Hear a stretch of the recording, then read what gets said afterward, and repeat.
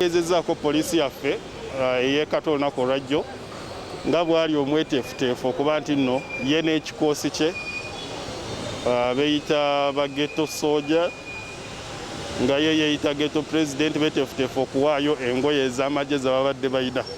Era olunaku olwaleero olwo omukolo ogubaddewo ne bazitukwasa mu butongole nga tuziggyeyo ne tubategeeza obutaddamu kulabibwamu nga bambadde engoye ez'amagye.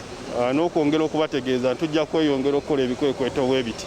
Abaziina kino ekikyokuvaayo kyavudde ku mulanga gwe tuzze tukuba nti abaziina baveeyo bazituwe okusinga ate okutulinda okujja ewaabwe. So abakyaziina muveeyo muzituwe. Bw'oba olina muganda wo nga yawummula poliisi oba amagye ng'engoye zaasigalayo nazo zireete, oba nga wafiirwako muganda wo ng'engoye ezo zaasigalayo nazo zituleetere. To go example like Busherman, what he has done, it's good. I support it. It's a sign of humble and gentle. A citizen, a true citizen, has to be with such a manner. If the government says that this kind of stuff is not for you, as a citizen, is a symbol for our army, is for our side, so we don't need to create demonstrations.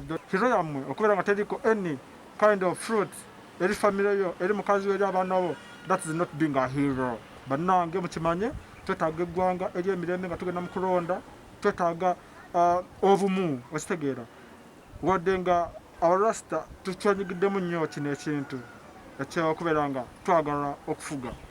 Leka tufugire emirembe, si giri emirembe gy'abajjajja baffe. Bali bajjajja bali bajja sibalwanira bulwanizi bwetwaze.